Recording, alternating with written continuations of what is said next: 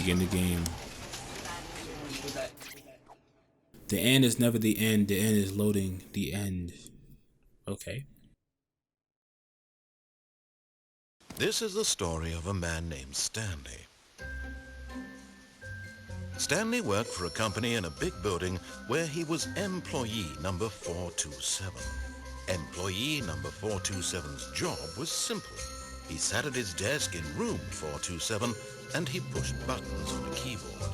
Orders came to him through a monitor on his desk, telling him what buttons to push, how long to push them, and in what order. This is what employee 427 did every day of every month of every year. And although others might have considered it soul-rending, Stanley relished every moment that the orders came in, as though he had been made exactly for this job. And Stanley was happy. And then one day, something very peculiar happened. Something that would forever change Stanley. Something he would never quite forget. He had been at his desk for nearly an hour when he realized that not one single order had arrived on the monitor for him to follow. No one had showed up to give him instructions, call a meeting, or even say hi. Never in all his years at the company had this happened, this complete isolation. Something was very clearly wrong. Shocked, frozen solid, Stanley found himself unable to move for the longest time. But as he came to his wits and regained his senses, he got up from his desk and stepped out of his office. Yo, this is so cool, man. What the world? All of his co-workers were gone. What could it mean? Stanley decided to go to the meeting room. Perhaps he had simply missed a memo. No matter how hard Stanley looked, he couldn't find a trace of his co-workers. Meeting room.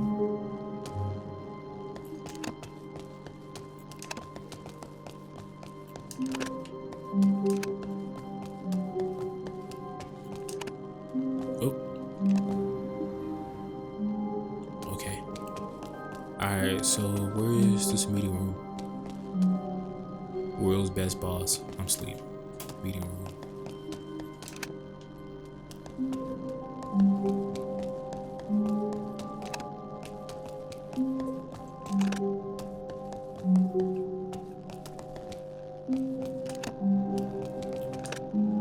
Yo, this thing just goes on and on, huh?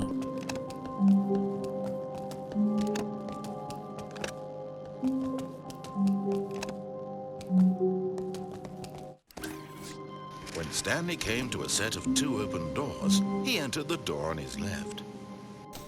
Okay.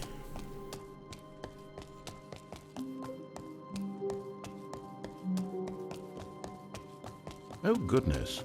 I do believe he's lost his way. Now, between you and me, I don't think he stood a chance in the first place.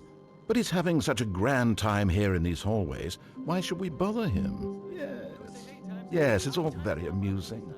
And we laugh, and we call our friends over, and they laugh too, and soon the whole world laughs and laughs and laughs at the man who failed.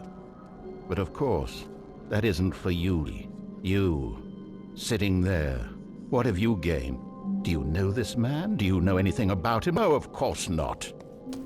Now, if I could truly put you in his shoes to show you the paths he walked and the choices he made, but we both know that isn't possible.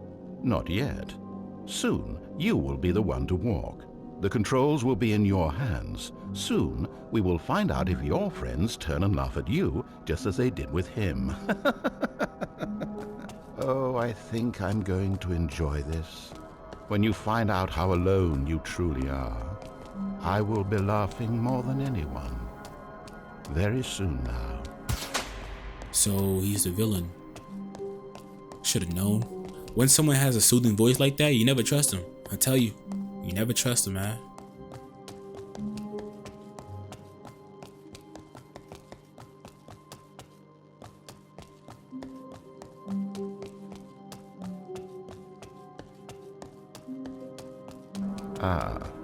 But there's a twist.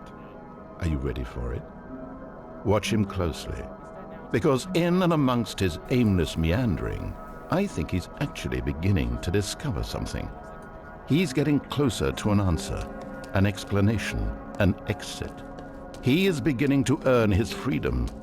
The end is nearly here. Let's play, everyone. Let's all play. What in the world is happening? Wait a minute. This is the start.